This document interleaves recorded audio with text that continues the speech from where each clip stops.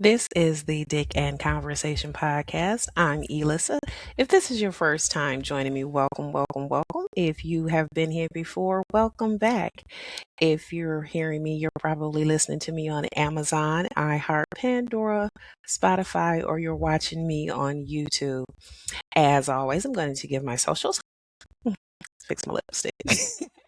my my Instagram is Dick and Conversation _podcast. My Facebook is Dick and Conversation podcast Facebook page. My YouTube channel is Dick and Conversation podcast. My Blue Sky is dickandconvo.bsky.social. My TikTok is obviously I'm everywhere. My TikTok is Get Dick and Conversation podcast. And you can always reach me at dickandconvo@gmail.com. Now, as always, I've started doing this. I'm going to explain where the name Dick and Conversation comes from. Because if you're joining me for the first time, you're wondering where the heck does that name come from? I don't know what that means. Sounds kind of tawdry, sounds kind of nasty, but it's not necessarily that. The Dick and Conversation name comes from my experience where I was a traditional wife and I was a happy homemaker and professional wife, as I like to call it. And my ex-husband and I decided to divorce my ex-husband. But as a traditional wife, I was living hand to mouth, his hand to my mouth, and he fell out of love with me, fell in love with someone else. Don't don't get upset because it happens every day, happens every single day. But as that happened out, after I filed for divorce and decided to start my life over, I didn't have anything. I took a major L. I didn't have a house, I didn't have a car, I didn't have a health insurance, I didn't have a bed, nowhere to lay my head. And I had to start all over with my two twins in tow. So over time, as I began to amass everything I lost, got a job, career took off, got a truck, got a place to live, new bed, health insurance. I get sick again. Health insurance. I began to dive back into the dating pool. And as a woman who was in her late 30s, early 40s, I soon discovered that there's some stuff in the dating pool. Not all bad, not all good. But whenever those dating experiences did not work out, I never took another L. I didn't have to start all over again. My kids were still fed, my light still turned on, I still had a bed. So, this is my message to women, young and old. Never have someone so embedded in your life that if they leave, you take it L. You have nowhere to lay your head. No woman should be in that position. So make sure you're good mentally, emotionally, physically, financially, spiritually, psychologically. And if that man leaves you or you leave that man, all you're really losing is dick and conversation. So that's where the name comes from. I get that a lot of people do not understand where the name comes from. And I want to thank Lovey Brown, the one and only Lovey Brown from the Bronx. I'm giving him a shout out because Lovey's interview was so amazing. Like I said, I call him the unofficial edition, extra or fourth or fifth co-host of the Breakfast Club. And he was kind enough to come on Dick and Conversation, especially with it being that name. And other things I found out about Lovey, I didn't necessarily know when I started recording, but he was kind enough to come on and tell his story as a father, as a single father, raising three children on his own, and also his nonprofit that he's getting off the ground, and his podcast and his book that he's getting off the ground. Why Dads Matter. So, Lovey, thank you so much. And Lovey was kind enough to give me a shout out on the Breakfast Club, and it was funny and interesting. So I'm able to like show what happened with Lovey, with what happened with Lovey, and my podcast name. So here we go. Book, and I'm gonna ask him tomorrow, so I just want to see. Now, I do want to shout this lady out. I met her at Atlanta at the Black Effect Festival. Her name is Dick Conversation Force. We had a dope interview. We didn't talk about the 13 and a half. We just had a dope interview. I want y'all to go see her. It was dope. What is it? Conversation. Dick and Conversations Force. Okay. All right. I'll pass on that one. But thank you, sir. Thank you, Lovey. Have a good week. Because when I read that in the book, and I'm going to ask him tomorrow.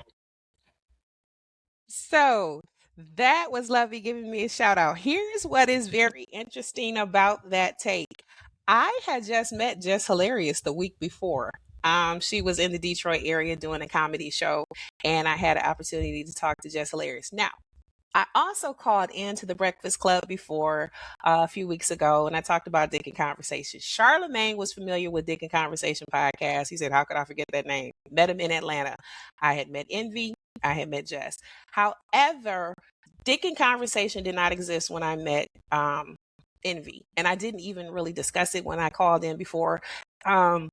Excuse me. I more or less discussed me paying child support. So if you ever see that clip where a woman's calling in and she had to pay child support to her husband for his kid, that's me. But I didn't point that out. And also, when I met Jess Hilarious, I didn't mention Dick and Conversation podcast. I thank Jess Hilarious for something else that she had done. Her and Desi Alexander, who they travel together and do comedy. I had to thank, I almost said Lauren. I had to thank Desi and Jess for coming and doing comedy a few years ago when I was going through a rough period in my life.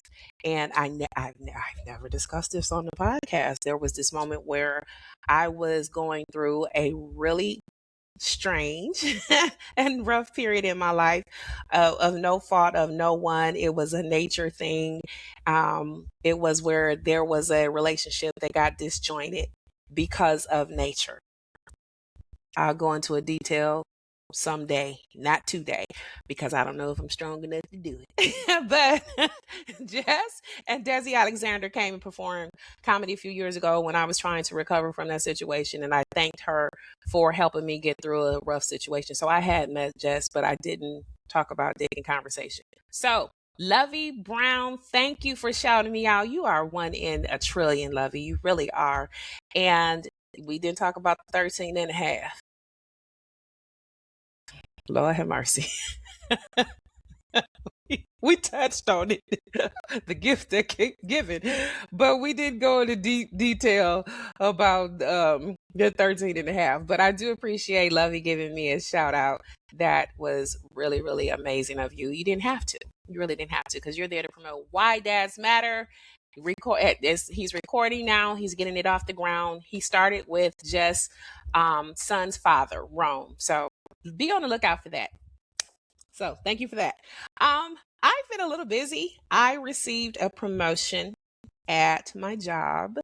I was a contract for a particular company. I won't name that company, but I had been contract for about 16 years, and I had wanted to get into the company and start my, I was having a career, but my career was taking off, but it wasn't going the trajectory I really wanted to go. So within the last month, I got another promotion, and 16 years in the making, I'm discovering, everything in God's timing.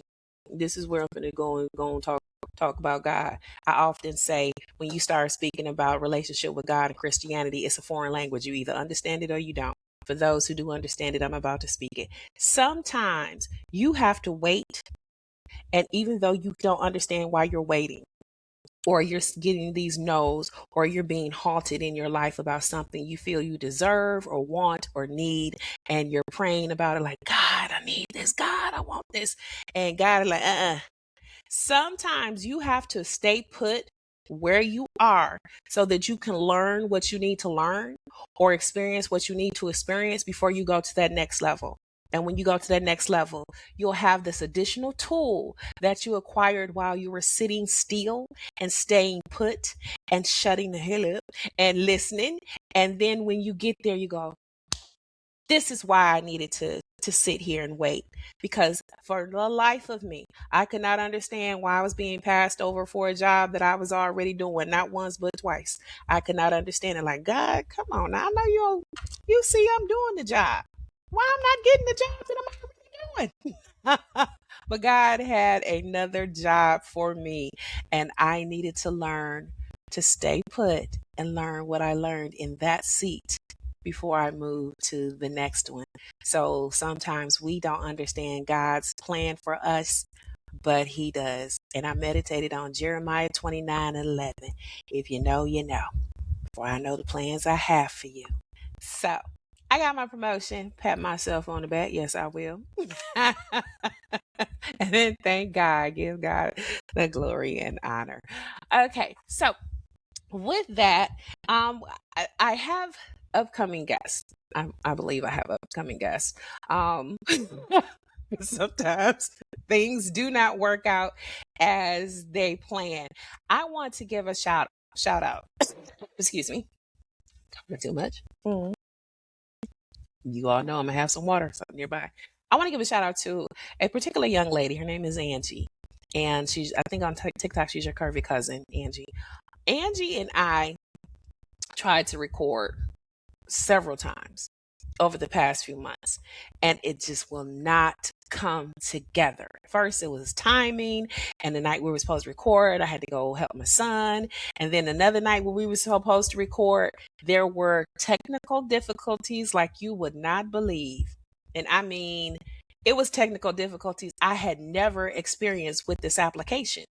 First, she comes in and she's echoing real bad, and then her screen isn't correct, and then we go out.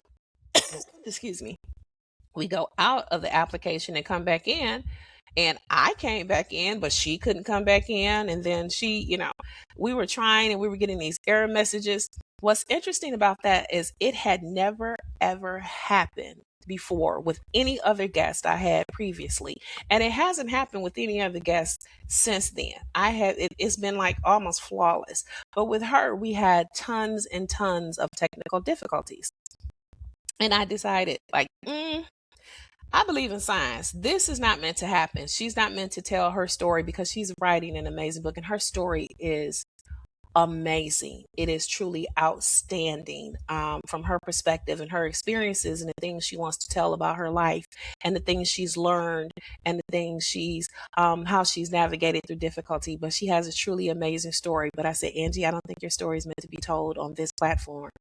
It's not, because I had this overwhelming piece that we were having all of these difficulties, and she was not able to come on and tell her story. So look for her story. I will give you more details as they come along, but I did want to give her a shout out because I just believe in science. And I don't believe in forcing nothing. So it was not working. And she said, it's just that good. This is why it's not working. And I'm like, nope, it's not working because it's not meant to be told here. It is meant to be told on another platform at another time. So I just believe that. But I did want to give her a shout out, and I will keep you abreast of what's to come with her. Now, I do have upcoming guests, hopefully, fingers crossed, that will be on. And we are going to discuss dating over your 40s, when you're over your 40s and 50s. And I am going to let these ladies have at it. And we are going to talk about their experiences, what they're encountering, what they're looking for, what they found, what we've all been through, and where we're wanting to go. So I think it is going to be a hoot and a holla and some kikiing and haha going on if we're able to get this to go. If it's meant to be, then it will be. But before we get to their experiences tonight, I'm going to talk about my experiences dating in my 40s and 50s, because as I've told, my 40s was like woo. I often have spoken on this podcast about my ex-husband was my second boyfriend, and before that, there was my little first boyfriend in high school, and then there was an 8-year drought, and I mean a drought in every way, every way for about 8 years. And then I met the man who became my ex-husband, and I was with him for 15 years, and then after that, it was like the floodgates open. So that's how dick and conversation. That's why I discovered about dick and conversation. All they was doing was leaving with dick and conversation. But I did date quite a few men, and like I say, there are some that are good, there are some that are bad, there are some, I won't say they're bad. Let me take that back. They aren't bad. they weren't my person. They had some ideas and plans that didn't align with mine. Look at me being so diplomatic about this, because I could really get dirty and muddy. I'm being polite. But their plans and their goals and things they wanted to achieve in a partnership coupling, whatever we was doing, jump off, whatever. That didn't align with mine. And when I was being groomed by the married man, that really didn't align with mine. And yes, I said groomed by a married man. I've spoken on side chick behavior in 3 whole episodes. That was a daggone series. Grooming by a married man. It is a grooming process. It happens slowly, gradually. You don't really see it coming. It just kind of happens. It's just, it's slowly. Like if anybody's watched The Polygamist on Netflix, baby, I watched The Polygamist on Netflix, and actually I kind of had it figured out before the end. But if you watch The Polygamist, Latifah didn't just end up being the way she was. It was a slow growth, slow process. Like, let me come over, let me take you to dinner, let me do this, okay.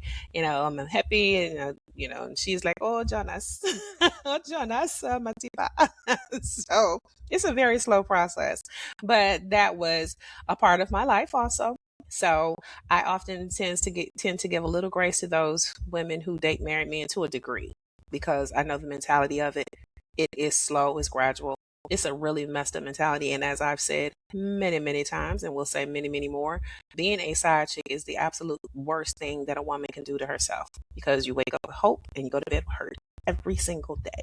But in doing that, I did do a little legwork and discover some things. So dating in my 40s and 50s, I discovered that it's different. It is different. There are some men who are out there, and yes, there are those who want to play games, and there are those that only want to use women for physical interaction. It's just, I've been a jump off where it's just like, hey, what you doing? I'm gonna stop by, we jump it off, and then you jump out.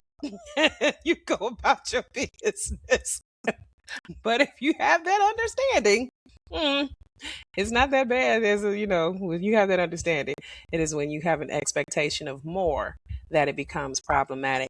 And I think that is, in my opinion, that is one of the things that dating in your 40s and 50s tend to be probably the biggest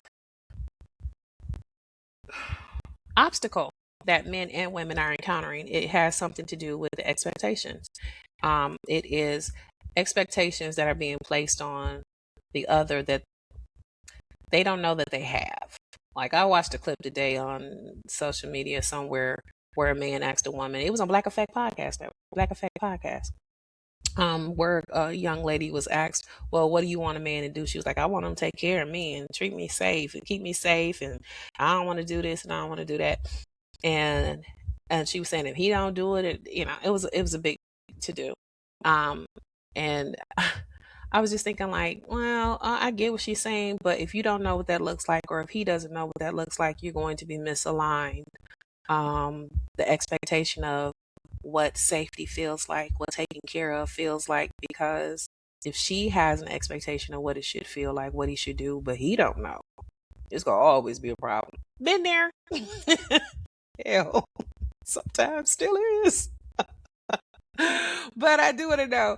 But as you want to state that as you get older, dating in your 40s and 50s, the expectations are different. I expect that most women who are in their 40s and 50s kind of are somewhat financially stable. You are all, especially if you're single and you're, an empty nester, your children are gone, you're pretty much taking care of yourself. It's good to want someone to take care of you financially. Be careful, because this is how I got this podcast. Be careful with that, somebody taking care of you financially. But you do have the expectation that you're going to meet a partner who's in their 40s and 50s, and they already have their own. They already have their own money, and you should have your own money. So, if you are dating someone in your 40s and 50s and he don't have his own money, red flag. That's a red flag. Be careful. Be careful. I won't go into too much deep detail about this. Okay, yes, I will. I'll tell this one thing. So I was seeing this one guy, and I think he had a boost. phone, and he would ask me like, "Can I borrow $60 to keep my phone on?"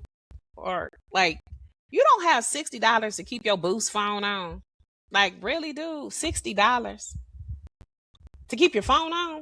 You want to borrow $60? Now, the first it was like $20. One time he asked to borrow $20. I let him borrow the $20. He was like, "I'll give it back to you Friday." As I've said before, I guess that Friday didn't come yet, and he didn't say which Friday it was. So maybe he meant the fourth Friday of May in 2032, because he didn't say. You know why? Because I ain't got it back yet. Got that 20 back, but at one point he reached up to like $63. Like, $63. You need $60 to keep your Boost phone on, bro. Come on. And this is over 40. That's unreal. That's a bit much. I don't know if this is what these ladies will talk about. This has been my experience. Like, you got to be effing kidding me that you don't have $63 to keep your Boost phone on. It needs to be cut off. Also about safety, and shout out to Astonishing Figures, because we have talked about safety in a relationship, safety, respect, and love. Go back and look at those episodes. That was the one episode that I did live, and I don't even know if you can get it on Amazon, iHeart, Pandora, Spotify. It's definitely on YouTube, because we went live on YouTube. Astonishing Figures and I discussed respect, love, and safety, how men want respect and women want safety. And what does it look like? What does safety look like to a woman? Is it an emotional safety? Is it psychological safety, where you feel like you can say what you think and you don't have that fear of a negative retaliation of, oh, you're going to say this and they're going to come back and say something to hurt your feelings? Or you need emotional safety where you can feel vulnerable and say how you feel, and without recourse or someone not taking your feelings serious. Or you have that financial safety, knowing that he got his own money to pay his own bill. he don't need your money to pay a bill. So that's kind of one of the things that you do consider much more so as you date in your 40s and 50s. It's not necessarily about how that thing swang and how does he look good, does he go out, is he adventurous, is he this, is he that, the physical things and the tangible things. Does he have a car? What kind of car he has? He has to have this kind of car, and he has to do this much in the bank account. Because when you're younger, and I was that way too, my 20s and 30s, you tend to think about those things. But when you hit them 40s and 50s, this should not really be a discussion. Like, before you met me, how was you paying your phone bill? Where was you living? Why you want to move in with me? You 45 years old, you don't have your own place? Dude, where you living? So I don't know if they want to talk about those things or we're going, but if they do, baby, it's going to be a kiki and a haha. That's what I experienced dating in my 40s and 50s. Thank God I have reached a point where even those who flirt with me, or I like or crush or whatever, they have their own. They have their own. God bless the child, got his own. And also the physical things and dating in your 40s and 50s. And this is something for the men. Men, menopause, perimenopause is something different. It will change a woman physically. It will change her kiddie pool to a sandbox. For some. Nah, some, their kiddie pool stays a kiddie pool, and it can even become a swimming pool. It gets a little more water in that kiddie pool than what used to be. The mood swings, the hot flashes, the sweats, the insomnia. If you're used to being with women who go to sleep at about 9-10 o'clock, and you're dating in your 40s and 50s, and all of a sudden she stays up till 2 o'clock, watching YouTube and TikTok videos, you wonder, like, why you don't sleep? That could be perimenopause. There are physical changes. That beautiful long hair begins to thin out. Well, not mine, because as long as I got bags to buy off Amazon, baby, I'm going to slap some on here. I do have my own hair under here. But as women grow older, our physical appearance does change a bit, and it's due to menopause. We have physical changes. Those things happen. We don't, we get the little pooch, the little belly, the little apron belly. I like to call it the hood, because if you lift it up, baby, good engine under there. It's a 454. It's it's a heavy Chevy under there. But we do tend to get the little pooch, get the little pouch that hangs down a little. They call it apron belly. And men, you should learn to expect that when you're dating in your 40s and 50s. And we as women, we should learn to have that and not feel bad about having those physical changes that come along with getting older, dating in as we enter our 40s, 50s, and beyond, as we become seasoned ladies of society. But men, you all have those issues too. I mean, you all have your issues. You all start having, the upright organ don't play like it used to. It just don't. At one time, the hammer used to be a blockbuster, and now the hammer just don't hit nails like it used to. It don't hit like it used to. It don't hit as often. It might not hit as hard. It might not hit at all.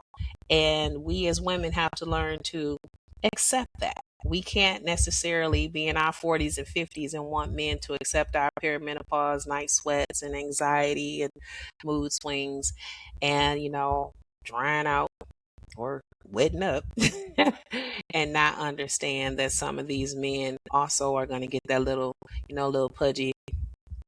They get the little belly too. The tool shed, the little shed that covers up the tool. They get that tool shed with the shed is there and the tool's in there somewhere. But you have that tool shed, or you have that erectile dysfunction where you might have to see Alice, or see Michelle, see Lisa. You need something else. You might need to see somebody or something to help the upright organ play that once used to be, the gift that keep on giving, like I was talking about Lovey's. It might have that, that extra gift, and that package just ain't like it used to be. And we as women in our 40s and 50s, we have to understand that and give men the vulnerability, the space. That's the word I was looking for. The space to be vulnerable and understanding that is beyond their control. They don't want to have to deal with ED, but it is something that happens in your 40s and 50s. And especially if a man is dealing with diabetes or high blood pressure or sleep apnea. With that CPAP, baby, if you avoid that sleep apnea, that CPAP, you might want to get that CPAP because that does lead to ED. Men, in case you didn't know. So we may have to deal with that. But those are some of the physical things that we have to deal with and learn to expect and accept, because you hit your 40s and 50s and you have to make a list of exactly what it is that you want in a partner. Because I've spoken on this before. You may want to have the intangibles because the tangibles are no longer necessarily attainable. You may have a guy who's on a fixed income and he doesn't make as much money as he once did when he was working 16 hours a day, 7 days a week with no problem. He's retired now. He's on fixed income. He's retired from the military, and or they get a little bored and they want to do yard work, and they're homebodies. They were once outgoing and excitable and yes, let's go, let's do. And now they got a bad back. They got sciatica. They got, bad knees, and they want to stay at home, or they want to sit on the porch, or they want to garden, or they want to play the PlayStation. And we have to kind of accept that if the person is worth accepting their change. But they also have to be willing to accept us and the things that come along with us. Well, maybe we do want girls' night, and we want to go out with our girlfriends and have a little kiki and laugh, and we want to go have a little trip up north with the girls, and we may want to go stay all day with our cousins and our nieces. We want to have an AT's cruise, midnight cruise. And if he's not willing to do it and don't want to do it, but he's okay with you doing that, do it occasionally. So that's kind of my take on it before I have my guests on and let them go to work. It's going to be exciting if we can get this together. If it's meant to be, it will. And if not, then I'll be back with another topic next week. This has been the Dick in Conversation podcast. I'm Elissa. Thank you for listening to me on Amazon, iHeart, Pandora, Spotify, or watching me on YouTube. You can always see me on my socials, Dick and Conversation _ podcast on Instagram. My Facebook page is Dick and Conversation Podcast Facebook. My YouTube is Dick and, did I say that? A YouTube channel. I might have said it twice. Dick and Conversation Podcast channel. And my blue sky is dickandconvo.bsky.social. My TikTok is Dick and Conversation Podcast. Yeah. Dick and Conversation Podcast. And I'm also on Threads. So if I'm on Instagram, I'm on Threads. It's Dick and Conversation _ podcast. And you can always reach me at dickandconvo.gmail.com. Thank you for listening, and I'll see you next time. Bye.